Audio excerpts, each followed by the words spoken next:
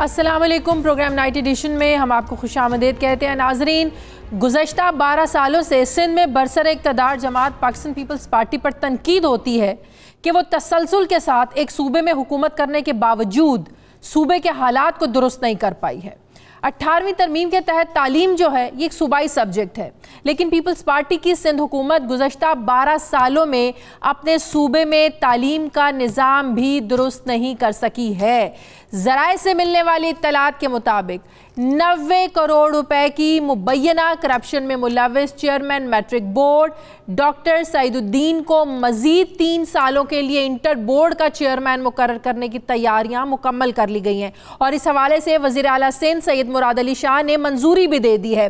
ज़राए का ये दावा है कि कराची के तीनों तालीमी बोर्ड्स में रिटायर्ड अफसरान तैनात किए जा रहे हैं, जबकि रिटायर्ड अफसरान की तैनाती क्रिमिनल पटिशन 89/2013 में 2013 में सुप्रीम कोर्ट के फैसले की खिलाफ वर्जी है, सरसन खिलाफ वर्जी है।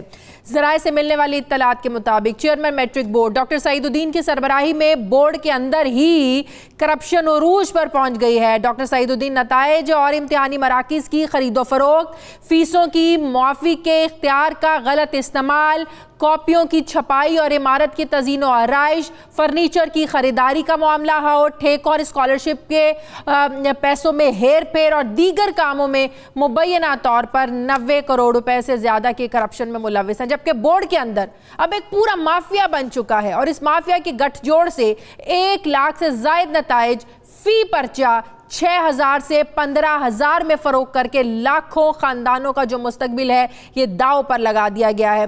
इस हवाले से ज़रा ये भी दावा करते हैं कि फील्ड में एजेंटों से बराह रास्त चेयरमैन बोर्ड सईदुद्दीन का PO फ्रंटमैन ज़ियाउल हक जो है ये सारे मामलात को डील करता है, जबकि IT incharge Adeel Parvez computer section से बराह रास्त नताइज को बदल देता है। अदील परवेज चेयरमैन बोर्ड का करीबी अजीज भी है और अदील परवेज को भी अहलियत पर पूरा ना उतरने के बावजूद इंचार्ज IT तैनात किया गया। इस तरह सालाना लाखों उम्मीदवारों से फीस मुआफ़ी के नाम पर करोड़ों रुपए की करप्शन की जा रही है। जरा ये दावा भी करते हैं कि 2 साल पहले 28,000 फॉर्म बराह रास्त सेक्शन में जमा करा के असल फीस को हड़प कर लिया गया और हर साल हजारों स्कूलों के इम्तिहानी मराकज़ फरोख्त हो रहे हैं। फी स्कूल 20,000 रुपए या फी उम्मीदवार 1,000 रुपए रेट मुकर्रर है, जबकि इसी तरह एक पर्चा पास करवाने का जो रेट है ये 15,000 रुपए मुकर्रर है। अगर आप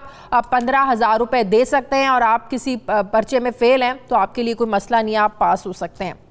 और इस तरह कोई भी 10 पर्चों का 1,50,000 देकर A1 ग्रेड के साथ मैट्रिक की सनद को वसूल कर सकता है। क्या बात है। ज़राए का यह भी दावा है कि बोर्ड के साबिक नाज़िम इम्तिहानात खालिद एहसान चेयरमैन बोर्ड के उन मकरूह धंधों में रुकावट डाल रहा था, जिसकी वजह से चेयरमैन बोर्ड ने गुज़श्ता साल एक शख्स को 25 लाख रुपए देकर इसे ओहदे से हटवाकर बोर्ड के नाहल तरीन और करप्ट तरीन जूनियर ऑफिसर अब्दुल रज़ाक को नाज़िम इम्तिहान जो था वो बनवा दिया था। कानूनी लिहाज से बोर्ड 1 साल तक बच्चों के पर्चे ज़ाया नहीं कर सकता, लेकिन कराची के चेयरमैन बोर्ड 1 साल से पहले ही बच्चों के पर्चे कबाड़ियों को बेच देते हैं, मगर नताइज में तब्दीलियों का तमाम रिकॉर्ड IT सेक्शन में मौजूद रहता है, जिसका अगर फ्रांसिक ऑडिट करवाया जाए तो फ्रांसिक ऑडिट करवाने से दूध का दूध और पानी का पानी हो जाएगा। इस सारे मामले पर मैं बात करूंगी। मुझे ज्वाइन किया है कराची से वज़ीर तालीम सिंध है सईद गनी साहब हैं और कराची से हमारे नुमाइंदे मोहम्मद कासिम हैं।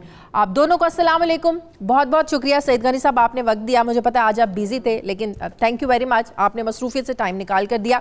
सबसे पहले मैं ज़रा कासिम से थोड़ी सी मज़ीद डिटेल ले लूँ। सईद गनी साहब, कासिम, हो क्या रहा है कराची बोर्ड में तालीम के इम्तिहान पर, जिसकी मुद्दत भी पूरी हो गई है, सुप्रीम कोर्ट का ऑर्डर भी है कि एक रिटायर्ड सरकारी जो अफसर है उसको दोबारा किसी सरकारी अहदे पर नहीं लगाया जा सकता, उसके बावजूद मंजूरियाँ दी जा रही हैं, वज़ीर आला सिंध ने भी मंजूरी दे दी है। ये हो क्या रहा है वहां पर? जी, तालीम जो है किसी भी माशरे का सबसे हसास इशू होता है। इसमें तो करप्शन या क़ुरबा परवी का जो टॉलरेंस है वो ज़ीरो होना चाहिए, मगर यहाँ पे ज़मीनी हक़ाइक़ ये हैं कि सिंध गवर्नमेंट ने चुन के जो करप्ट तरीन अफसरान थे या जो रिटायर्ड अफसरान थे उनको बोर्ड्स में तैनात करने की मंजूरी दी है। गुज़िश्ता दिनों एक समरी गई हुई थी वज़ीर आला सिंध के पास, जिसमें से हर बोर्ड के लिए 3 उम्मीदवार शॉर्ट लिस्ट करके भेजे गए थे। उनमें सखर बोर्ड शामिल है, उनमें लड़काना बोर्ड शामिल है, उसमें Sindh board of technical education Karachi शामिल है, board of secondary education Karachi शामिल है, जिसमें board of intermediate education Karachi शामिल है। लेकिन बदकिस्मती से हुकूमत सिंध ने जो है वो जो 3 रिटायर लोग थे, उन पैनल में सिर्फ टोटल 3 रिटायर लोग थे, उन तीनों रिटायर लोग को डॉक्टर अरशद आज़मी को Sindh board of technical education Karachi और डॉक्टर सईदुद्दीन को जो है वो इंटरमीडिएट बोर्ड कराची और शरफ अली शाह को board of secondary education Karachi तैनात करने की मंजूरी दी है। और एक और इम्पॉर्टेंट बात, लाड़काना में जो नसीम मेमन चेयरमैन लाड़काना बोर्ड जो लगाए गए हैं, जब ये इश्तिहार दिया गया उसमें अहलियत जो थी वो ये थी कि 17-18 ग्रेड का ऑफिसर होना चाहिए और इसकी 18 साल की गवर्नमेंट जॉब होनी चाहिए। ये एलिजिबल, इस ओहदे के लिए एलिजिबल होनी थी इस अहलियत का जो शख्स। लेकिन ये जो नसीम मेमन साहब हैं, ये तो प्राइवेट स्कूलों में प्रिंसिपल रहे हैं, उस्ताद रहे हैं, ये तो इस ओहदे के लिए एलिजिबल है ही नहीं, तो फिर इनको कैसे लगा दिया गया? जी, ये तो करवा परवरी की जो है ना बेहतरीन मिसाल है। उनकी तमाम तर जो मुलाजमत है वो प्राइवेट स्कूलों में और कॉलेजों में रहे हैं वो, और हुकूमत सिंध ने खुद इश्तार में ये चीज़ मेंशन की थी कि जो चेयरमैन लगेंगे उनको 17 और 18 ग्रेड में गवर्नमेंट के जॉब में 18 साल एक्सपीरियंस होना चाहिए, उसमें 12 साल 17 ग्रेड में और 6 साल जो है वो 18 ग्रेड में। लेकिन उनको सारे के सारे उसको रूल्स को वॉयलेट करके अपने इश्तार को, अपने जो एलिजिबिलिटी सेट की थी उसको वॉयलेट करके उनको चेयरमैन तैनात करने की समरी अप्रूव भी हो चुकी है। सही। सईद गनी साहब, मामला आपने सारा सुन लिया, तनकीद इस पर होनी चाहिए क्योंकि ज़ाहिर है मुल्क के जो हमारी मुल्क की जो नस्ल है उसके मुस्तकबिल का मामला है। अगर एक फेल बच्चा है उसको 15-15 हज़ार फ़ी पर्चा लेकर उसको पास कर दिया जाए तो आप देखें वो जो डिग्री लेकर बाहर निकलेगा, जिस महकमे में जाकर काम करेगा, उसका अपना भी नुकसान होगा, उस महकमे का भी नुकसान होगा। ये क्या कर रहे हैं मुल्क की नस्ल के साथ, तालीम के शोबे के साथ? सिंध हुकूमत को क्या हो गया है? एक तो मैं थोड़ी सी गुजारिश आपसे करूं, मेरे पास एजुकेशन का महकमा जरूर है, लेकिन आपके रिपोर्टर को या कुछ शायद आपको भी इल्म हो कि बोर्ड्स एंड यूनिवर्सिटीज के जो डिपार्टमेंट्स हैं वो अलग हैं, वो मेरे पास नहीं है। तो इनकी जितनी भी समरीज हैं, इनके जितने भी फाइल्स होंगी, जितनी भी इसकी स्क्रूटनी हुई होगी, मैं उस अमल का हिस्सा नहीं हूं, तो मेरे इल्म में इनमें से कोई एक भी चीज नहीं है। अच्छा, आपके नॉलेज में ऐसी कोई चीज नहीं है कि ऐसा कुछ हो रहा है? नहीं हो रहा है, नहीं हो रहा, लेकिन मेरे पास हकायक नहीं है ना, मैंने फाइल्स नहीं देखी, मुझे पता नहीं है, मैं इस पूरे प्रोसीजर का हिस्सा नहीं रहा हूँ। लेकिन मेरे पास वो सारी पूरी इंक्वायरी रिपोर्ट मौजूद है। मेरी अगर सुन ले थोड़ी सी। जी। दूसरी जो बात मैं आपको अमूमी तौर पे बता दूं, मैं नहीं जाऊंगा इसकी बिल्कुल इसकी गहराई के अंदर और एक एक इशू के अंदर, लेकिन ये बात जहन में रखें कि आजकल इस किस्म की जितनी तैनातियां होती हैं, अगर थोड़ी सी भी उसके अंदर कोई कमी कोताही रह जाए तो लोग फौरी तौर पर अदालतों से रुजू कर लेते हैं, और इसमें भी अगर कोई चीज होगी तो डेफिनेटली कोई ना कोई जाएगा। तो आजकल के हालात में ना ब्यूरोक्रेसी कोई ऐसी चीज करती है, ना ही गवर्नमेंट कोई ऐसी चीज करती है कि बिल्कुल वो आउट ऑफ जाकर। एक चीज तो ऑब्वियस है ना, एक चीज ऑब्वियस है कि सुप्रीम कोर्ट का एक ऑर्डर है कि एक सरकारी रिटायर्ड मुलाजिम को किसी दोबारा नहीं लगेगा, तो फिर अगर उसके बावजूद हो रहा है तो उसमें तो पता होना चाहिए। नहीं, शायद आपको नहीं पता ना। देखें, सुप्रीम कोर्ट ने कोई ऐसा नहीं कह दिया कि आपने किसी सूरत में नहीं लगाना, वो ऑर्डर ऐसा नहीं है, उसमें बहुत सारी चीजें हैं और कहीं कहीं पर गुंजाइश है लोगों की लगने की। ऐसा नहीं कि बिल्कुल उन्होंने कोई लाइन खींच दी है कि बस अब कोई आदमी 60 साल ऊपर के लग नहीं सकता है। बहुत जगहों पे गुंजाइश इसकी निकलती है। तो मैं सिर्फ ये कर रहा हूँ कि हमारे इन तमाम महकमों में मुख्तलिफ लॉबीज काम करती हैं। एक लॉबी का अगर कोई आदमी नहीं आता तो दूसरा उनके पीछे वो करता है जो आप मुझे बता रही है कि 90 करोड़ की। भाई, अगर करप्शन के सबूत हैं, वाकई उसके ऊपर साबित हो गई है, तो मेहरबानी करके वो चीजें हमें भेज दीजिए ताकि हम उसको अदालत में भेज दें, उसको सजा दिलवा दें, उसको नौकरी हटा दें। लेकिन सिर्फ इत्तलात की बुनियाद पर, जराए की बुनियाद पर किसी को जजमेंट पास नहीं करनी चाहिए। जिसने आपने मेरे पास पूरी इंक्वायरी रिपोर्ट है, ये board of secondary education Karachi की इंक्वायरी रिपोर्ट है, इसमें सारे मामलात को बयान किया हुआ है। मेरी एक सुन, देखिए, आपको ये करने का हक है, आपने कर दिया, लेकिन मुझे बात करने का भी हक है कि नहीं है? मैं आपसे डिसएग्री कर सकता हूँ ना, मेरा हक है। बिल्कुल। आपको ये मेरा नहीं ख्याल कि आप ये यकीन से कहें कि वहां एक शख्स था जो रुकावट बन रहा था, उसको 25 लाख रुपए दे के हटा दिया और उसकी जगह इंतहाई करप्ट आदमी लगा दिया। आपके पास सबूत है कि 25 लाख रुपए लेके किसी को लगाया है? ये सब कुछ इस रिपोर्ट में लिखा हुआ है। सबूत है कि जिसको आप कह रहे हैं इस इंक्वायरी रिपोर्ट में लिखा हुआ है। नहीं देखिए ना, मैं सिर्फ देखिए, या तो मेरी सुने, जिनके ऊपर एलिगेशन होते हैं ना उनको बुला लें। अगर आप मुझसे ये पूछिए ना कि मेरे खिलाफ डॉक्टर रिजवान की रिपोर्ट है, मेरे मुतालिक बात है ना, मैं उसका जवाब बिल्कुल सबसे बेहतर तरीके से दे सकता हूँ कि वो सच्ची है कि झूठी है। आपके हर सवाल का जवाब दे सकता हूँ।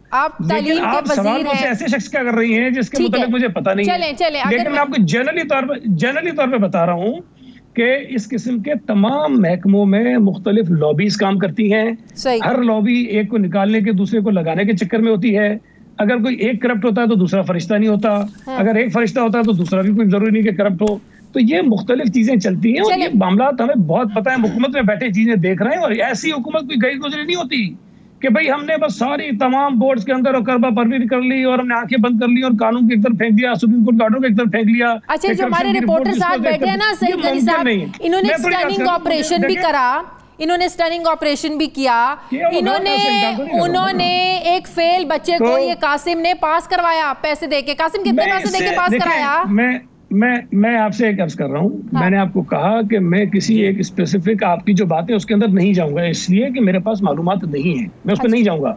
मैं आपको जनरली बता रहा हूँ जो चीजें होती हैं। मैंने ये नहीं कहा कि हमारे तमाम के तमाम महकमे जो है उसके अंदर कोई गलत काम नहीं होता। बिल्कुल जो बात कह रहे हैं मुमकिन है वो चीज हो रही हो, लेकिन मैं यकीन से कहता हूँ कि नहीं हो रही और आप यकीन से कहते हैं कि हो रही है। देखिए, मेरा भी मकसद आपको बुलाने का ये नहीं कि मैं आप पर इल्जाम तराशी करूँ, और आप, मेरा मकसद ये है कि आप तालीम के वजीर हैं। देखिए, आपके पास एक कुछ और कहा गया था। मेरे ख्याल में आधा घंटा पहले आपको कॉल की गई और उस टाइम आपको कंफर्म किया और आपने कहा मुझे नहीं, मैंने पूछा किस चीज पे बात करेंगे, उन्होंने कहा कि आज आपने जो प्रेस कॉन्फ्रेंस की है उसके मुतालिक आपसे बात करेंगे। अगर मुझे आप ये कहती ना ये इशू है तो या तो मैं मालूमात दे लेता या मैं आपको बताता कि ये महकमा मेरे पास नहीं है, फलां साहब के पास है, उनको भेज देता हूँ, उनसे बात कर लें। या मैं आपको कहता कि जिनके ऊपर आप इल्जाम लगा रही हैं आप उनसे बात कर लें ताकि आपको वजह से जवाब दे दें। अब मैं किसी जो इल्जाम आप बता रही है मुझे उनका भी इल्म नहीं है।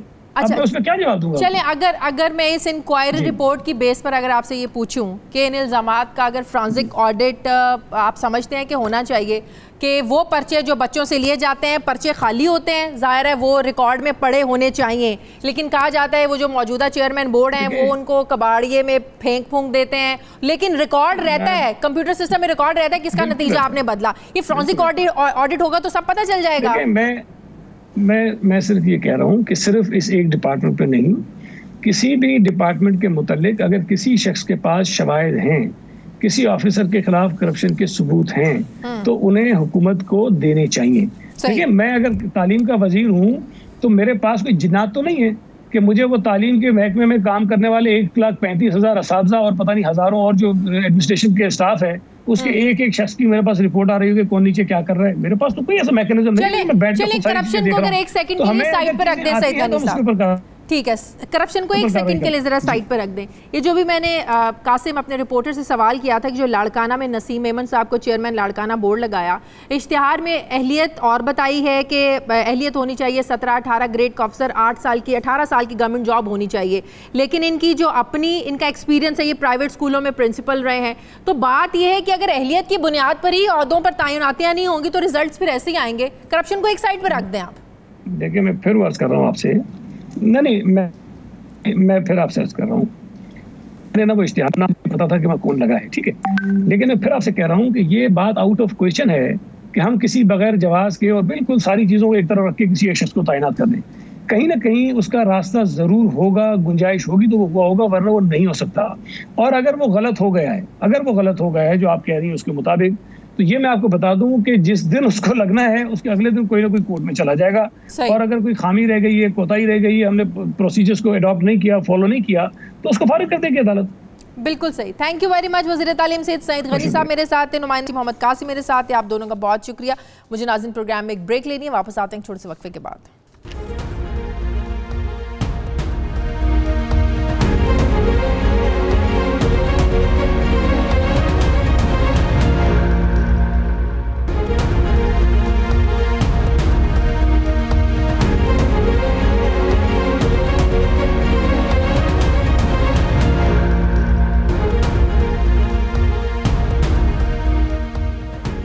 ब्रेक के बाद एक बार फिर से आपको खुशामदीद कहते हैं। नाज़रीन, गुज़श्ता एक महीने से ज़ेर बहस पायलट्स के जाली लाइसेंस के मामले पर एक नया पिंडोरा बॉक्स खुल गया है। सिविल एविएशन अथॉरिटी ने पायलट्स को अपनी जानिब से जारी करदा तमाम लाइसेंस को दुरुस्त करार दे दिया है, जिसके बाद अब ये सवालात उठ रहे हैं कि दुनिया किसका एतबार करे, वफाकी वजीर हवाबाजी पर या फिर सिविल एविएशन पर। वफाकी वजीर हवाबाजी ने गुज़श्ता महीने असम्बली के फ्लोर पर आकर कहा था कि पाकिस्तान में 30% पायलट्स के जो लाइसेंस हैं ये जाली लाइसेंस है। सुनिए ज़रा गुलाम सरवर साहब ने क्या कहा था। है तो ये दुख की बात, अफसोस की बात और सबसे बढ़ के शर्म की बात कि हम दुनिया को मुंह दिखाने के काबिल नहीं है कि हमारे पायलट्स, जिसमें से 262 आउट ऑफ 860 30% ऑलमोस्ट, उनके लाइसेंसेस फेक हैं, लाइसेंसेस ठीक नहीं हैं, उन्होंने एग्जाम्स प्रॉपर नहीं दिए, खुद नहीं दिए, उनका वो फ्लाइंग एक्सपीरियंस नहीं है। तो सर ये बताना भी ज़रूरी था इसके साथ ही साथ, और सिर्फ ये बता नहीं रहे, इस पे हमने एक्शन भी शुरू करवा दिया है जी। जिसके बाद वफाकी काबीना ने 28 ऐसे पायलट्स को बरतरफ करने की भी मंजूरी दी थी जिनके पास जाली लाइसेंस थे। 28 such pilots whose licenses were found suspect and against whom disciplinary proceedings have been completed have been dismissed from service. फिर हमने देखा दुनिया भर से सारे मामले पर बहुत ज़्यादा रद्द-ए-अमल भी आया था। इंटरनेशनल मीडिया ने इसको कवर किया, हेडलाइंस लगी कि पाकिस्तानी पायलट्स के पास जाली डिग्रीज़ हैं, जाली लाइसेंस हैं। यूरोपीय यूनियन और बरतानिया की जानिब से PIA की परवाज़ों पर 6 महीने की पाबंदी लगाई जा चुकी है। मुत्तहदा अरब अमारात, वियतनाम, कुवैत, ओमान समेत दीगर ममालिक ने पाकिस्तानी पायलट्स को ग्राउंड भी कर दिया था और पाकिस्तानी हुकाम से इन पायलट्स के लाइसेंस की तस्दीक के लिए खतूत भी लिखे थे, जबकि पाबंदी की वजह से PIA को करोड़ों रुपयों का नुकसान भी बर्दाश्त करना पड़ा है। लेकिन अब पाकिस्तान की सिविल एविएशन के सेक्रेटरी जनरल हसन नासिर ने ओमान के director general civil aviation regulation को खत लिखा है कि कौमी एयरलाइन के किसी पायलट का लाइसेंस मशकूक नहीं है, जाली नहीं है। मीडिया और सोशल मीडिया पर सारे मामले को गलत तौर पर उजागर किया गया है। खत में यह भी वजाहत की गई है कि पाकिस्तान सिविल एविएशन अथॉरिटी की जानिब से पायलट्स को जारी करदा लाइसेंस मुस्तनद हैं। खत में मजीद लिखा गया है कि अथॉरिटी को UAE, Vietnam airline, Bahrain air, Malaysia, Hong Kong और टर्किश एयरलाइन से मौसूल होने वाले 104 पाकिस्तानी पायलट्स के नामों में से 96 पायलट्स को क्लियर करार दे दिया गया है। सेक्रेटरी जनरल सिविल एविएशन ने खत में यह भी लिखा है कि कंप्यूटर के जरिए होने वाले इम्तिहानात के हवाले से कुछ एरर्स थे, तजादात थे, यहाँ पर कुछ गलतियाँ थीं जो लाइसेंस के अमल का एक हिस्सा है और इस अमल को मुकम्मल ना करने वाले पायलट्स को क्लियरेंस होने तक मुश्तबा कैटेगरी में शामिल किया गया था। अभी तक हुकूमत जो है इस मामले पर हुकूमत पर काफ़ी ज़्यादा तनकीद इस सारे मामले पर हो रही थी कि हुकूमत ने जो है ना वो PIA को नुकसान पहुंचाया है, पूरी दुनिया में सुबकी हुई है, पाकिस्तानी पायलट्स शर्मिंदा हुए हैं। लेकिन सिविल एविएशन के इस खत के बाद अब सवालात उठ रहे हैं कि कौन इस्तीफ़ा दे, कौन झूठ बोल रहा है, कौन सच बोल रहा है। सिविल एविएशन सच बोल रही है या जो पार्लियामेंट के फ्लोर पर गुलाम सरवर साहब ने बोला था वो सच है। मैं बात करूँगी। मुझे ज्वाइन किया है तर्जुमान PIA अब्दुल्ला हफीज़ साहब ने मुझे ज्वाइन किया है और जॉइंट सेक्रेटरी कैप्टन कासिम साहब मेरे साथ हैं। मेरे दोनों मेहमानों को अस्सलाम वालेकुम और बहुत बहुत शुक्रिया। सबसे पहले अब्दुल्ला हफीज़ साहब, मैं आपसे अगर ये पूछूं कि इस वक्त PIA का क्या स्टेटस है। ज़ाहिर है PIA को नुकसान हो रहा है, दुनिया भर की एयरलाइंस में पाकिस्तानी जो पायलट्स हैं उनको ग्राउंड किया गया। अब सिविल एविएशन उन एयरलाइंस को तो ख़त लिख रहे हैं और ये यकीन दहानियाँ करा रहे हैं और कह रहे हैं कि लाइसेंस ठीक हैं। जो PIA के पायलट्स हैं, जो यहाँ के एयर ब्लू है, PIA है, यहाँ के पायलट्स, ये सब कुछ उनके लिए भी है, ये उनकी भी तस्दीक है कि उनके पास जो लाइसेंस है वो भी दुरुस्त हैं।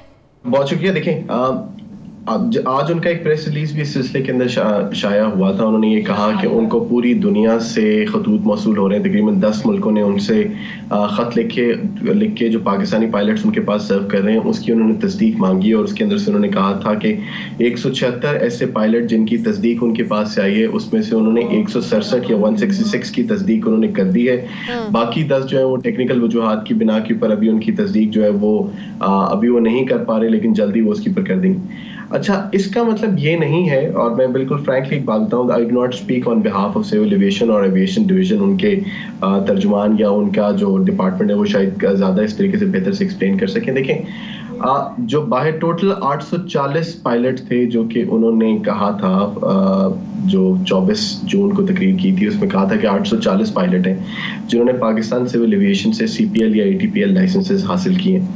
उसके अंदर से 262 पायलट ऐसे थे जिसके ऊपर उन्होंने शक व शुबहात का शुबा जाहिर किया था कि जी उनके जो क्रेडेंशियल्स हैं या जो उसकी बैक एंड के लाइसेंसेस की इशुएंस वाला प्रोसेस है वो सही नहीं है। 141 थे 141 थे, लेकिन जब हमने उस लिस्ट की बाइफिकेशन करके उसको एक एक करके वेरीफाई करना शुरू किया तो हमें पता लगा कि उसमें से 102 पायलट्स जो थे वो एक्टिव थे PIA के साथ, बाकी या तो रिटायर हो चुके थे या छोड़ चुके थे टाइम से, या हवेलियां वाले वाकये की सूरत में तो वो बेचारे शहीद हो चुके थे, या वो हमारे पास नंबर्स भी सही नहीं दिए। देखिए हुकूमत ने जब हम उनसे बार बार इस बात के ऊपर बात की, हमने जब उनसे तस्दीक करनी चाहिए या जब उनके साथ हमारी कॉरेस्पॉन्डेंस होती है, उनका इसके ऊपर व्यू पॉइंट ये है कि उन्होंने एक ख़ास पीरियड के ऊपर तमाम लाइसेंसेस जो इशू हुए उन सब के ऊपर उन्होंने एक लिस्ट उसकी निकाल ली, चाहे वो अभी करंटली PIA के साथ एग्जिस्ट करते हैं या नहीं करते, लेकिन उनकी चूंकि एसोसिएशन वो समझते थे कि PIA के साथ है और इवन रिटायरमेंट के बाद भी वो PIA के साथ एज ए रिटायर्ड एम्प्लॉय मुंसलिक हैं, तो इसलिए उन्होंने उसका बताना जो है वो हमें मुनासिब ख्याल किया। अच्छा, आउट ऑफ 102 अब सिचुएशन ये है कि 17 पायलट्स जो कि हमने जनवरी या फरवरी 2019 के अंदर ग्राउंड किए हुए थे, जब ये पूरी इंक्वायरी का प्रोसेस शुरू किया था PIA के एंड के ऊपर, और जब हमें इस किस्म के कुछ क्रेडेंशियल्स के ऊपर तो हमेशा गुजरा था और हमने सिविल एविएशन को बोला कि इसकी तहकीकात करें, जिसका भी आपने जिक्र किया है कि 28 पायलट जो कैबिनेट ने जिनके लाइसेंसेस रिवोक किए, उसमें से 17 पायलट्स PIA के। अब PIA के पास पीछे पायलट बचे हैं 84। अच्छा, 84 के अंदर से 85 के अंदर से 34 पायलट ऐसे हैं जिसको सिविल एविएशन ने शो कॉजेस या उनके लाइसेंस सस्पेंड करके उनको शो कॉज इशू कर दिए, और वो उन्होंने कहा है कि वो आके जो उनका जो लीगल तरीकाकार है कि अपने आप को पर्सनल हियरिंग के लिए अपीयर हो और अपने आप को डिफेंड करें। सस्पेंड क्यों किए? अब सिविल एविएशन कह रहा है कि सारे जो हैं वो दुरुस्त हैं, फिर उनको सस्पेंड क्यों किया गया? वो उस बुनियाद पर जो कंप्यूटर में एरर होता है इम्तिहानात लेने की बिना पर, वो क्लियर नहीं हुआ, क्या वजह है? देखिए अभी पिछले 1-2 दिन से खास तौर पे मीडिया मेरा भी एक छोटा सा क्लिप उसके ऊपर चला रहा है। जब हम ये पूरा चीज़ आई थी और हमने फौरन से पहले एक जगह के ऊपर मेरे से ये सवाल किया गया था कि बताइए ये पायलट्स के लाइसेंस जाली किस तरह, और मैंने उस टाइम पे बोला था कि जाली लाइसेंस तब होते हैं जब किसी ने खुद बनाया हो और बना के एयरलाइन के पास नौकरी लेने के लिए आ रहे। ये लाइसेंसेस सिविल एविएशन अथॉरिटी ने जारी किए हैं और उनके पास ये लाइसेंस। लेकिन गुलाम सरवर साहब ने कहा था कि बहुत से ऐसे पायलट्स हैं जो इम्तिहान में बैठे नहीं लेकिन उनको लाइसेंस मिल गया, उनकी जगह कोई और बैठा, तो ऑब्वियसली ये जाली लाइसेंस हुए ना। मुझे जहाज उड़ाना नहीं आता, मेरी जगह कोई और इम्तिहान दे दे लेकिन मुझे जहाज उड़ाने का लाइसेंस मिल जाए, तो ये जाली हुआ। देखिए मैम, यही तो टेक्निकल पॉइंट है यहाँ के पर। आपने टेस्ट आपने नहीं दिया, आपके बिहाफ पे टेस्ट में कोई और बैठ गया और पर्चा हो गया, या अब जिस तरह आप देख रहे हैं कि उन्होंने एक जवाब सबमिट कराया है सुप्रीम कोर्ट के अंदर भी, जिसके अंदर उन्होंने 5 पॉइंट्स आइडेंटिफाई किए हैं, जिसके ऊपर वो कहते हैं कि नंबर 1 या तो जिस दिन टेस्ट था उस दिन नहीं हुआ, किसी और दिन टेस्ट हुआ, या जिस टाइम पे टेस्ट होना चाहिए था उस दिन नहीं हुआ, कहीं और हुआ। फिर उसके बाद कहते हैं कि जी जिस IP के थ्रू कंप्यूटर को सर्वर के साथ रजिस्टर होना चाहिए था उस IP के ऊपर नहीं था, यानी इसका मतलब है कि टेस्टिंग सेंटर का कंप्यूटर नहीं था। चौथा वो ये कहते हैं कि जो लॉगिन ID और पासवर्ड का कॉम्बिनेशन यूज होना चाहिए था वो नहीं हुआ, और पांचवा कहते हैं कि जिस टाइम पे टेस्ट हुआ उसी टाइम पे जो है वो बंदा ऑपरेट कर रहा था या जहाज के ऊपर सवार था। उसके ऊपर बात तो ये है कि देखें लाइसेंसिंग के प्रोसेस के अंदर या लाइसेंसिंग के इशुएंस के ऊपर तो चैलेंजेस हैं, क्योंकि टेस्ट उसके बैकएंड के ऊपर जो लिया गया वो या तो उस पर कैंडिडेट बैठा नहीं या वो किसी और तरीके से हुआ। अब इसके तमाम तहकीकात जो है वो इंक्वायरी करिए, लेकिन लाइसेंस इशू उसी कॉम्पिटेंट अथॉरिटी ने किया जो पाकिस्तान में लाइसेंस इशू करने का मजाज है। कासिम साहब भी मेरे साथ हैं, मैं जरा उनसे भी बात कर लूं। कासिम साहब, सिविल एविएशन के इस ऐलान के बाद जो उन्होंने ओमान एविएशन को जो ख़त लिखा कि जितने भी हम लोगों ने लाइसेंस इशू किए हैं वो सब दुरुस्त लाइसेंस है, जाली लाइसेंस, आप लोगों के लिए तो यकीनन आज सेलिब्रेट करने का दिन है, तो फिर समझ में नहीं आती गुलाम सरवर खान साहब ने, हमारे वज़ीर हवाबाजी ने कैसे असम्बली के फ्लोर पर कह दिया कि 262 पायलट्स ऐसे हैं जाली लाइसेंस वाले हैं, जाली डिग्रीज वाले हैं, कोई और उनके इम्तिहान उन किसी की जगह पर कोई बैठ गया। तो आपको लगता नहीं है कि पहले अच्छी तरह आप इन्वेस्टिगेट कर लेते, तहकीक कर लेते, फिर पार्लियामेंट में जाके ये नंबर्स आप शेयर करते, दुनिया में सुबकी ना होती पाकिस्तानी पायलट्स की और PIA की? जी, मुझे थोड़ा मौका दीजिएगा बगैर इंटरप्शन के मैं आपको शुरू से बताता हूँ। देखिए, सिविल एविएशन अथॉरिटी जो है पाकिस्तान की, वो वाहिद महकमा है जो इम्तिहान लेता है और उसके बाद लाइसेंस इशू करता है। लाइसेंस इशू होता है इम्तिहान के बाद। जब इम्तिहान क्लियर हो जाते हैं उसके बाद एक फ़्लाइट चेक होता है और फ़्लाइट चेक के बाद आपको लाइसेंस इशू होता है। इस वक्त जो सारा मसला आया है वो इम्तिहानों के हवाले से है, इसमें और किसी चीज़ की बात नहीं है। अब जो इम्तिहान लेते हैं और इम्तिहान की ज़िम्मेदारी लाइसेंसिंग डिपार्टमेंट है सिविल एविएशन का, वो इसका ज़िम्मेदार है और वो वाहिद वही हैं जो ज़िम्मेदार हैं। अब हम चलते हैं पीछे जहाँ से ये बात शुरू हुई। पहला शो कॉज एग्जामिनेशंस के हवाले से 2 जनवरी 2019 को आया। कुछ लोगों को, मेरे ख्याल में एग्जैक्ट नंबर नहीं मुझे पता, शायद 17 थे जो डिफरेंट एयरलाइंस में थे, PIA के भी थे कुछ। उसके बाद उनको कहा कि शायद इनके कोई अनफेयर मीन्स इस्तेमाल हुए हैं। वो लोग उसी वक्त ग्राउंड कर दिए गए, उस वक्त या उसके कुछ दिनों बाद। उसके बाद उन्होंने जो भी ड्यू प्रोसेस ऑफ लॉ था वो फॉलो होता रहा, कुछ लोग कोर्ट चले गए। इसके दौरान 22 फरवरी 2019 को एविएशन डिवीज़न ने एक बोर्ड बनाया कि जी हम फर्दर इन्वेस्टिगेट करना चाहते हैं कि शायद कोई और लोगों ने भी इस तरह की हरकत की है। हालांकि ये जिम्मेदारी तो लाइसेंसिंग डिपार्टमेंट और CA की थी जो कि 1982 से वो कर रहे हैं जब सिविल एविएशन फॉर्म हुई थी। तो जब ये बोर्ड बना तो उसमें 5 लोग थे और मैं नाम नहीं लूँगा उनके, लेकिन वो 22 फरवरी 2019 को बना। इसका नाम था BOI, बोर्ड ऑफ इंक्वायरी या बोर्ड ऑफ इन्वेस्टिगेशन। सही। जब वो बन गया तो उसके बाद उन्होंने इंक्वायरी शुरू की। उसमें कहीं ना कहीं ये लिस्टें बनी जिनको सिविल एविएशन के लाइसेंसिंग डिपार्टमेंट ने कोई ज़्यादा अहमियत नहीं दी। इसलिए नहीं दी क्योंकि उसमें बहुत ज़्यादा एरर्स थे, बहुत नुक्स थे। हमने कभी नहीं ये लिस्ट देखी, किसी ने नहीं देखी, लेकिन खैर ये होता रहा। अब 22 मई को जब ये हुआ तो उसके बाद एक इंटरनल इंक्वायरी होती है जो आप पब्लिक नहीं करते। अकॉर्डिंग टू द लॉ, इकाओ का लॉ एनेक्स 13 में लिखा है कि वो आपकी एक इंटरनल इंक्वायरी होती है जो कि पब्लिक नहीं की जाती। अब ये क्यों पब्लिक की गई, ये जिन्होंने पब्लिक किया आप उनसे पूछें नेशनल असेंबली में।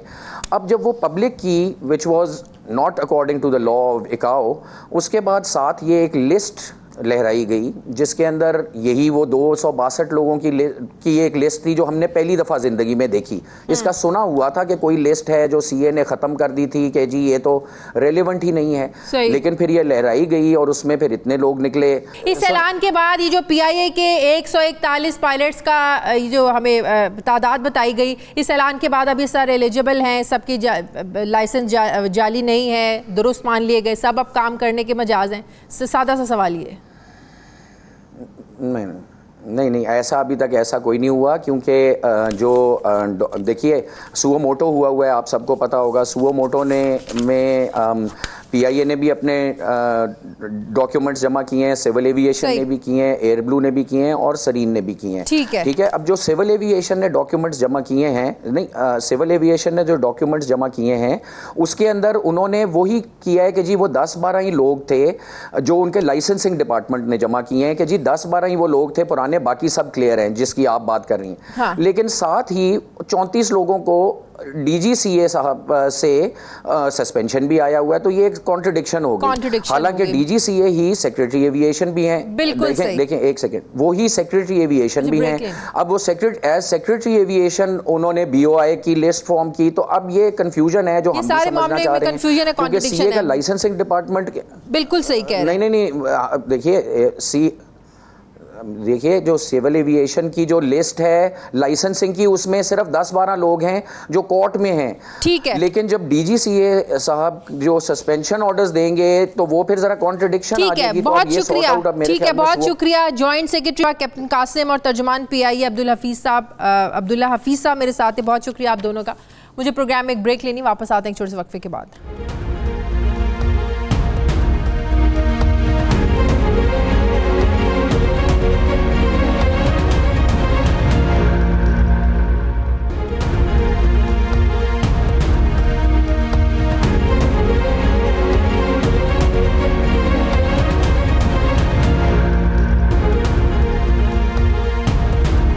ब्रेक के बाद एक बार फिर से आपको खुशामदीद कहते हैं। नाज़रीन, कोरोना से मुतासिर मुल्क की मईशत को इस्तेहकाम देने के लिए हुकूमत ने तामीराती शोबे के लिए नई मराद देने का ऐलान किया है। तामीराती शोबे को दी जाने वाली नई मराद के मुताबिक टैक्स वाजिबात की अदायगी मुरब्बा फिट और गज के हिसाब से होगी। नए और मौजूदा मंसूबों की रजिस्ट्रेशन 31 दिसंबर 2020 तक की जा सकती है। इस स्कीम के तहत मौजूदा नामुकम्मल मंसूबों को भी इस स्कीम के तहत रजिस्टर्ड किया जा सकेगा। ये मंसूबे हर हाल में 30 सितंबर 2022 तक मुकम्मल करना होंगे, जबकि तामीराती शोबे के लिए सीमेंट और सरिये के अलावा बिल्डिंग मटीरियल पर विद होल्डिंग टैक्स की छूट होगी और कम लागत के मकानों की तामीर पर 90% फिक्स टैक्स की कमी होगी, जबकि बिल्डर्स और डेवलपर्स कंपनियों के जरिए अदा किए गए मुनाफे पर टैक्स आयद नहीं होगा।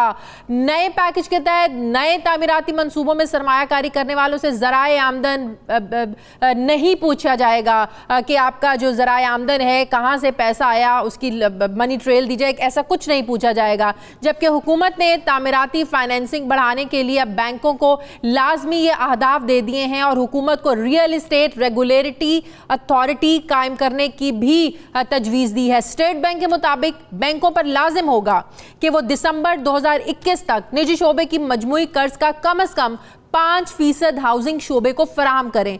तामीराती शोबे से वाबस्ता अफराद इस पैकेज को मईशत के लिए बेहतरीन करार दे रहे हैं, लेकिन मौशी माहिरीन ये भी कह रहे हैं कि हुकूमत को FATF की वजह से पहले ही मुश्किलात हैं और अगर इस फैसले के बाद इस बारे में FATF की तरफ से कोई एतराज़ आया तो हुकूमत के लिए मुश्किल पैदा हो सकती है। मैं बात करूंगी माहिर मौशियात डॉक्टर हफीज़ पाशा साहब ने मुझे ज्वाइन किया। अस्सलाम वालेकुम, बहुत बहुत शुक्रिया डॉक्टर साहब आपका।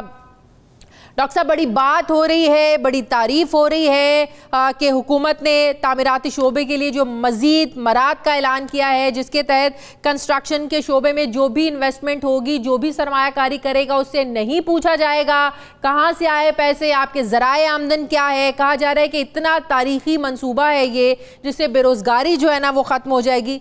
कितना ज़बरदस्त पैकेज है जो ये इंसेंटिव्स दिए हैं कंस्ट्रक्शन इंडस्ट्री के लिए। डॉक्टर साहब, बिस्मिल्लाहिर्रहमानिर्रहीम।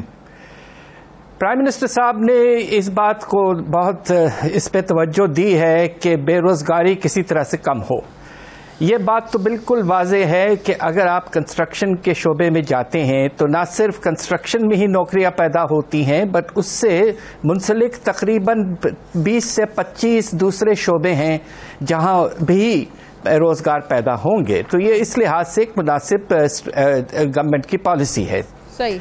अब सवाल ये पैदा होता है कि क्या आपको इस तरह के इंसेंटिव्स देने चाहिए थे।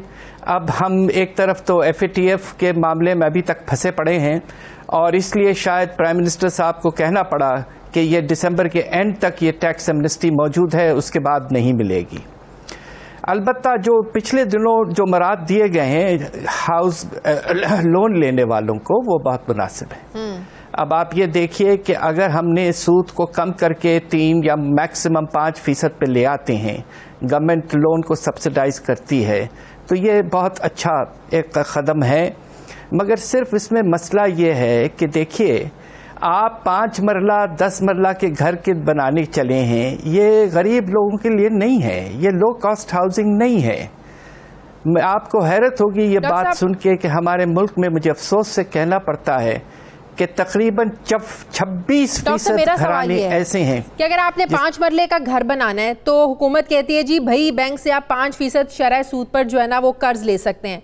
तो क्या बैंक अपना इंसेंटिव्स नहीं देखेंगे? क्या इतना आसान होगा बैंकों के लिए 5% शरह सूद पर कर्ज देना 5 मरले का घर बनाना? देखिए, बात यह है कि पहले तो हम इस बात को तय कर लें कि ये लो कॉस्ट हाउसिंग है या नहीं। सही।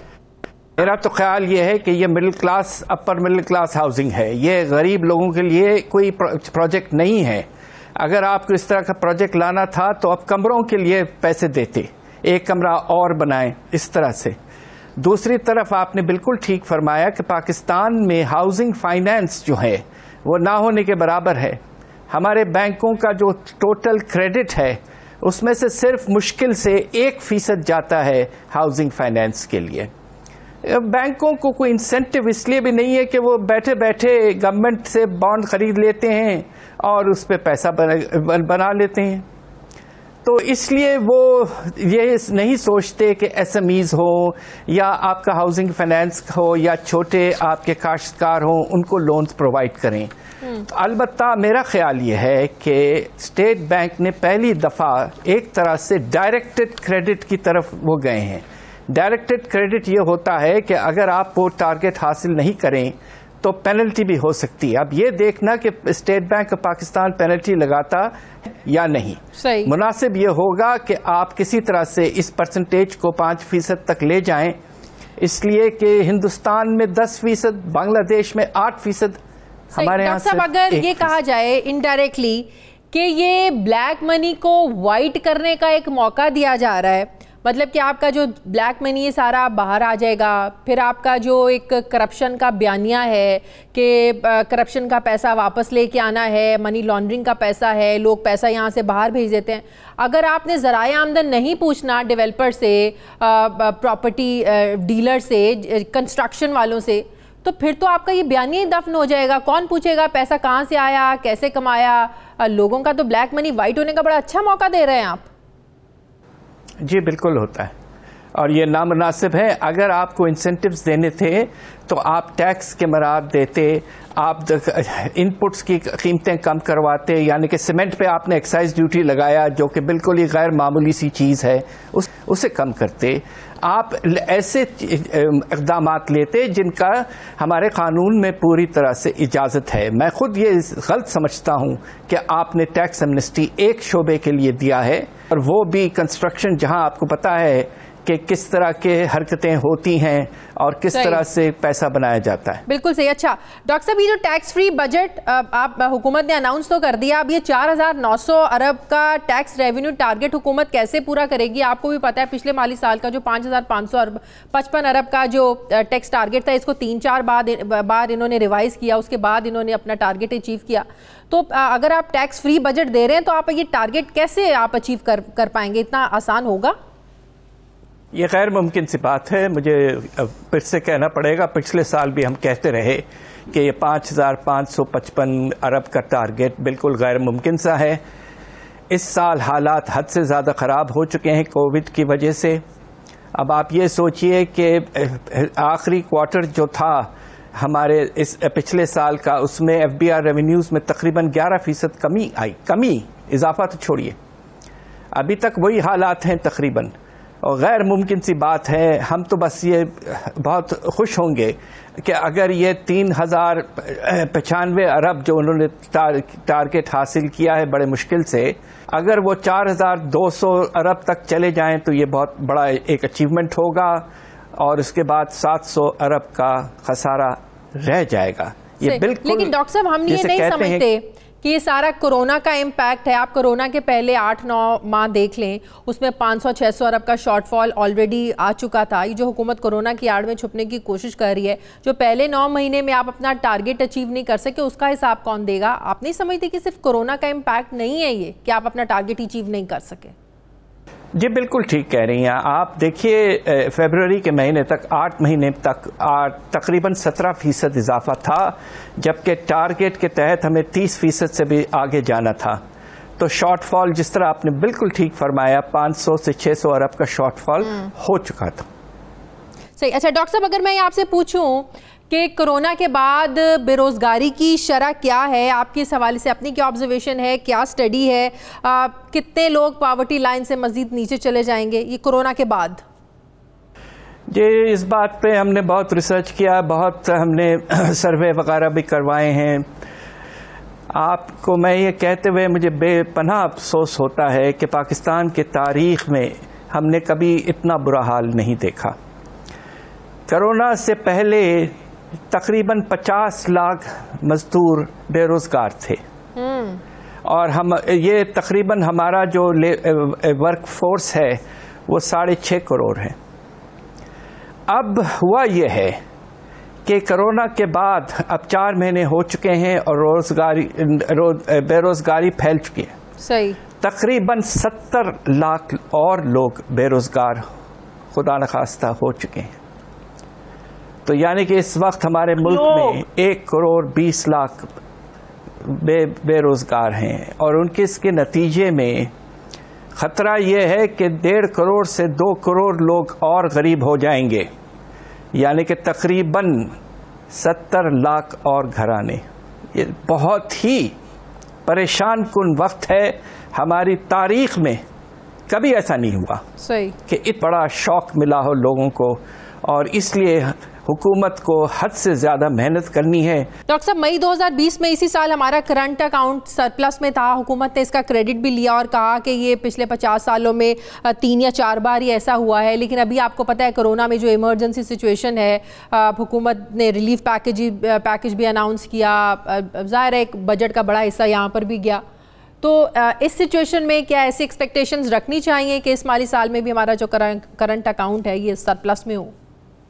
देखिए, सरप्लस में तो 1-2 महीने के लिए अल्लाह के फजल से हुआ था, और उसकी सबसे बड़ी वजह यह थी कि आपके इंपोर्ट नुमाया तौर पर कम हुए थे। और ख़ास तौर पर आपको हैरत होगी शायद ये सुन के कि हमने तेल की इंपोर्ट आधी कर दी थी, और उसकी वजह से अब हम बहुत से मसले आगे हमारे आ चुके हैं। सही कोशिश ये होनी चाहिए कि एक मुनासिब सा डेफिसिट हो 4 से 5 अरब डॉलर का, इसे हम फाइनेंस कर सकते हैं। सही। और कोशिश ये भी होनी चाहिए कि कुछ इंश्योरेंस पॉलिसीज हों हमारे पास, इसलिए कि खुदा न खास्ता अगरचे रेमिटेंसेस में पिछले महीने 50% इजाफा हुआ है, मगर वो बड़ा एक गैर मामूली सी चीज़ थी।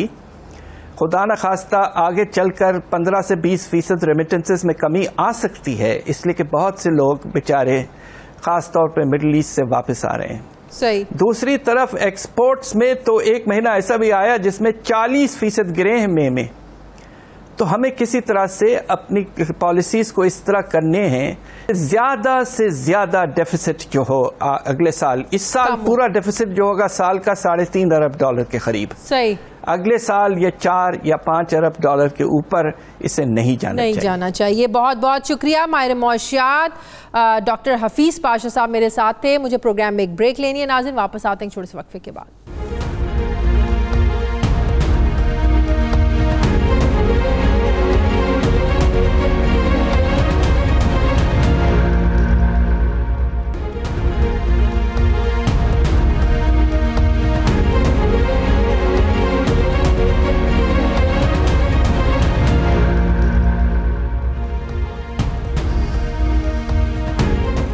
नाज़रीन, कोरोना की संगीन सूरत हाल ने ज़िंदगी के हर शोबे से ताल्लुक़ रखने वाले अफराद को बुरे तरीके से डैमेज किया है, मुतासर किया है। इनमें से कुछ की दादरसी हुकूमत की जानिब से ज़रूर की गई है, लेकिन फ़नकार बिरादरी को हुकूमत के किसी भी रिलीफ पैकेज का हिस्सा नहीं बनाया गया, या यूँ कह लें कि उन्हें इग्नोर किया गया है, नज़रअंदाज किया गया है। मार्च के महीने से मुल्क भर में लगने वाले लॉकडाउन के बायस मुल्क में मौजूद थिएटर्स को भी बंद कर दिया गया था, लेकिन जब लॉकडाउन नरम किया गया तो मईशत का पहिया चलाने के लिए मुख्तलिफ शोबाजात को SOPs के तहत खोला गया। इसमें थिएटर इंडस्ट्री को नज़रअंदाज किया गया। इस वक्त मुल्क में सिनेमा हॉल्स, थिएटर्स, तालीमी इदारे और शादी हॉल्स को छोड़कर हर चीज़ को SOPs के तहत खोला जा चुका है। यही वजह है कि अब थिएटर इंडस्ट्री से ताल्लुक़ रखने वाले जो अफराद हैं ये हुकूमत के ख़िलाफ़ सरापा एहतजाज बने हुए हैं। कल लाहौर में स्टेज फनकारों ने प्रेस कॉन्फ्रेंस करते हुए हुकूमत को 7 रोज़ का अल्टीमेटम दिया है और ये कहा है कि अगर थिएटर्स ना खोले गए तो वज़ीर आला हाउस के सामने भूख हड़ताल करेंगे। स्टेज फनकारों ने ईद वाले दिन चेयरिंग क्रॉस लाहौर पर स्टेज ड्रामा पेश करने का इंदिया भी दिया है। थिएटर बंद होने से न सिर्फ फनकार तबका बल्कि बैक स्टेज काम करने वाले जो लोग हैं ये भी बुरे तरीके से मुतासिर हो रहे हैं, जो कि पहले ही अपना जो गुजर बसर बड़ी मुश्किल से करते हैं। क्या SOPs के तहत थिएटर्स को नहीं खोला जा सकता? हुकूमत ने क्या इस हवाले से कोई पॉलिसी अभी तक मुरतब नहीं की है? मैं बात करूँगी नसीम विकी साहब हैं, मारूफ फनकार हैं, किसी तारुफ के मोहताज नहीं है। अस्सलाम वालेकुम, बहुत बहुत शुक्रिया। नसीम विकी साहब, कल आप लोगों की प्रेस कॉन्फ्रेंस देखी तो हमने ये सोचा कि आप लोगों की आवाज़ हमें ज़रूर हुकूमत तक पहुंचानी चाहिए कि अगर आप लोगों को ये ज़ाहिर कंसर्न हो रहे हैं कि बाकी इदारों को SOPs के तहत खोला जा रहा है तो आप लोगों के थिएटर्स वगैरह क्यों नहीं खोले जा रहे हैं? कल की प्रेस कॉन्फ्रेंस के बाद क्या किसी ने कोई राब्ता किया या कोई तसल्ली दी या कोई यकीन दहानी कराई आप लोगों को? अस्सलाम वालेकुम जी। सबसे पहली बात तो ये कि ये कल की ही प्रेस कॉन्फ्रेंस की बात नहीं है। हमने जितनी भी प्रेस कॉन्फ्रेंस की हैं किसी का भी कोई रिप्लाई नहीं आया। हमारे अंदर जो एक चीज जो हमें डिस्टर्ब कर रही है, पूरे थिएटर इंडस्ट्री को यही कर रही है कि अगर ये बुला करके हमें बैठ के कोई बात करें, कुछ चीज एक दूसरे के साथ शेयर करें कि जी हमारे क्या प्रॉब्लम्स हैं, हम किस लिए आपका थिएटर नहीं खोल रहे, तो ये चीज तो वो बताना गवारा ही नहीं कर रहे, बल्कि वो इस की तरफ देखना भी गवारा नहीं कर रहे। ना ही किसी ने बात की है, ना ही किसी ने हमसे पूछा है, और ना ही कभी किसी प्रेस कॉन्फ्रेंस का कभी किसी ने कोई रिप्लाई दिया है। आप लोगों के पास इसका क्या हल है? मतलब कि हुकूमत का तो जाहिर है एक ही कंसर्न है ना कि एसओपीज फॉलो नहीं होंगे। जाहिर है जिस तरीके से कोरोना फैलता है, गैदरिंग से फैलता है, लोग करीब हो एक दूसरे के से तो फैलता है, तो जाहिर है थिएटर्स वगैरह में जब आप लोग भी ड्रामा करेंगे या इतनी तादाद में लोग आते हैं जो फिर अंदर जाने का तरीकाकार होता है, तो ये कंसर्न्स तो हैं। आप लोगों के पास इसका अल्टरनेट प्लान क्या है? कोई एसओपीज हैं आप लोगों के पास? अभी जो मैंने आपको बात किया, आपने उसका रिप्लाई दिया ना जी। आपने कहा ना कि मतलब इसके एसओपीज के ऊपर अमल नहीं हो सकता, इसका कोई नुकसान हो सकते हैं। इस तरह गवर्नमेंट भी बुला करके हमें ये कहते हैं किसी जगह पे, किसी प्लेटफॉर्म पे कि भाई ये हमारे प्रॉब्लम है, तो कम से कम किसी को तसल्ली तो हो जाती है। जब ये देख ही नहीं रहे, बुला ही नहीं रहे, किसी को नफरत की नजर से देख रहे हैं, फिर उसके बाद आप क्या करेंगे? आपके अंदर रिएक्शन तो आएगा कि नहीं आएगा? आपके अंदर गुस्सा आएगा कि नहीं आएगा? कि हम लोगों ने आप लोगों के लिए कितनी मेहनत की है, आप लोगों के लिए हमने कितना वक्त दिया आप लोगों को, तो उसके बाद अगर आप हमें किसी चीज का जवाब नहीं देंगे तो हम क्या करेंगे? तो भूख हड़ताल की रही बात, वो कल कैसर सनावला साहब ने कहा था कि हम लोग भूख हड़ताल करेंगे, तो मैंने तो उनको कल भी ये बात कही थी। मैंने कहा भाई भूख हड़ताल तो आप तब करेंगे कि अगर आपके पास खाने के लिए कुछ होगा। 4 महीने से भूख हड़ताल पे ये थिएटर के एक्टर सारे भूख हड़ताल ही तो कर रहे हैं, और क्या कर रहे हैं? वो कौन से 1 अरब के पैकेज का आप बात कर रहे थे? कौन सा, कब अनाउंस हुआ था 1 अरब का पैकेज, और इससे कोई आप लोगों को नहीं मिला? हमने भी एक क्लिप भी देखा था, वो किसी वजीर के मुंह के ऊपर मास्क लगा हुआ था, जिन्होंने ये बात कही थी कि गवर्नमेंट ने इनका पता नहीं कितने करोड़ से बढ़ा के वो 1 अरब कर दिया है। तो वो एक अपना, हम तो उसको मजाहिया क्लिप ही समझते हैं, जिस तरह यूट्यूब के ऊपर या किसी चैनल के ऊपर एक मजाहिया आप बात देख ले, उसके ऊपर लाफ्टर आ जाए और उसके बाद वो बात खत्म हो जाती है। वो इसी तरह का एक क्लिप था कि 1 अरब का ऐलान किया गया फनकारों के लिए। वो न जाने कौन से फनकार हैं, वो कहाँ काम करते हैं, जिनको वो पैसे मिले हैं या जिनको वो मिलने हैं। तो हमारे यहाँ करीबी किसी भी बंदे को ना तो वो पैसे मिले हैं, ना ही किसी को बुला करके ये बात कही गई है। अच्छा, ये जो आप लोग कह रहे हैं कि ईद वाले दिन चेरिंग क्रॉस पर हम जो है ना वो ड्रामा लगाएंगे, तो ये बिल्कुल सही आप लोगों का? वाकई आप लोग ऐसा करने जा रहे हैं या सिर्फ हुकूमत को डराने धमकाने के लिए? नहीं, ऐसा मैं इन चीजों का कायल नहीं हूँ। हमारे कुछ लोग जो होते हैं वो मतलब जज्बाती होके बड़ा फिक्रा बोल देते हैं। कोई कह देता है जी मैं खुदकुशी कर लूंगा, कोई कह देता है जी मैं भूख हड़ताल करूंगा, कोई कह देता है जी कि मैं वहां पर ड्रामा करूंगा। हालांकि ये सारी फजूल बातें होती हैं, इस तरह ना तो कोई करता है और ना ही किसी से होता है ये। तो अगर ये करना होता, ये होना होता, तो ये यूनिटी के साथ होती है सारी चीजें। हमारी इंडस्ट्री के अंदर यूनिटी नहीं है। हमने कभी एक दूसरे के साथ मिलके कभी जुड़ के कोई फैसला नहीं किया, जिसकी वजह से आज हमें ये जिल्लत के दिन जो है वो देखने पड़ रहे हैं, जिसकी वजह से हमारी तरफ देखा नहीं जा रहा। इसका मतलब इस बात में भी आप लोगों में यूनिटी नहीं है कि वजीर आला हाउस के सामने जाना है, आप लोगों ने भूख हड़ताल कैंप लगाना है या ड्रामा करना है चेरिंग क्रॉस पे, इस पे भी कोई यूनिटी नहीं है, सिर्फ एक बयानबाजी थी। इससे फायदा क्या होगा? मुझे एक बात बताइए, इससे फायदा क्या होगा? मैं अपने दोस्तों को, अपने कोलीग्स को, ये सारों को मैं ये पूछता हूँ उनसे भी कि इसका फायदा क्या होगा? ये गवर्नमेंट को इस बात से लेना देने कुछ नहीं है। आपको पता है इस बात का कि इमरान खान तो कहता है कि जी मुझे कोई फर्क नहीं पड़ता, ये चाहे जो मर्जी करें, जो मर्जी कर ले, जब अपना जहां मर्जी चले जाएं, मैं इनकी तरफ देखूंगा नहीं। जब इन्होंने देखना नहीं है तो फिर मेरा भी इनको यही मशवरा है कि चुप करके सब्र करके बैठ जाए, अपना देखे। मैं आपको एक चीज बता दूं, दुनिया में हर चीज जो होती है ना वो खत्म होनी है।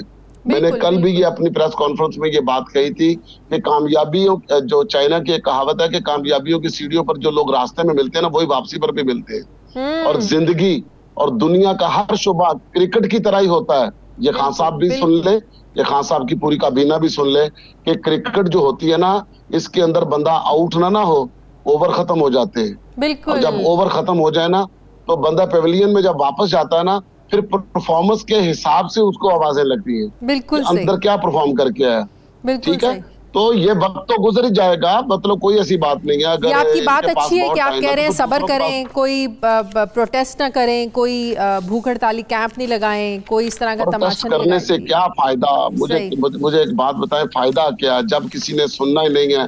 प्रोटेस्ट तो वहां किया जाता है जहां पर सुनवाई के लिए लोगों के कान खुले हों, देखने के लिए आंखें खुली हों।